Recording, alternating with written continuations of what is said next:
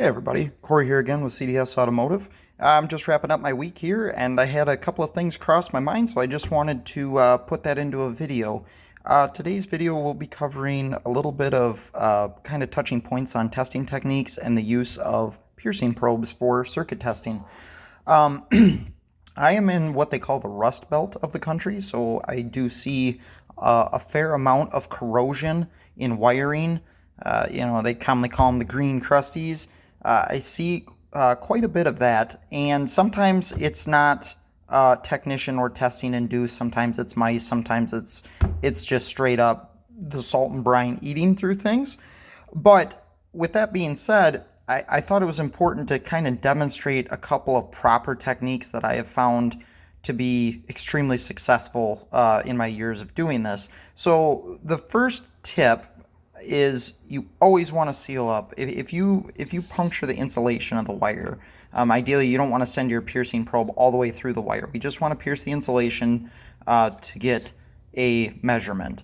But when you're done with that, when you're done with the testing, it's important to seal those holes up in that insulation. I like to use super glue. I know liquid electrical tape, fingernail polish, and there's a couple of things that I commonly see that are used to seal wires if they're sealed. So just make sure that what you're using doesn't corrode or is caustic to the wire, reacting to the copper, the aluminum, or whatever the conductor is, and make sure that doesn't induce a problem into causing corrosion in the wire.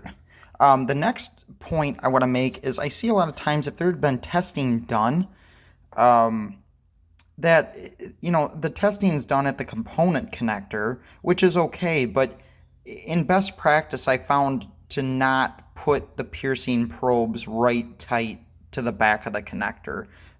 This oftentimes is a little bit harder to seal up, and if somebody removes this again or something of that nature, it can disrupt that sealing compound in which you use to seal up the insulation. So, and I see a lot of connectors having issues right at where the wire goes into the weather pack seal into the back of the connector. So, if at all possible, try to go back in the harness, give yourself some room to the connector to avoid possible issues down the road. Ideally, if it's sealed up properly, there should be no issue. But more times than not, I see testing done and either a piercing probe or a back probing pin or a test light is just kind of jammed into that insulation.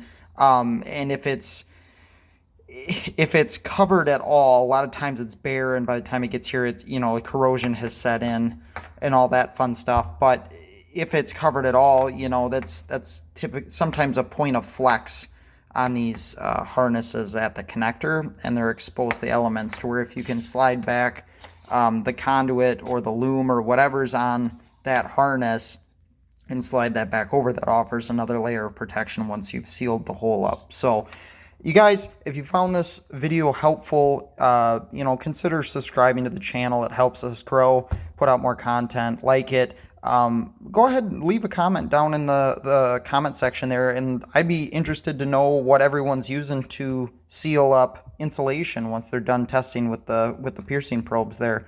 Thanks for watching, guys, and we'll see you on the next video.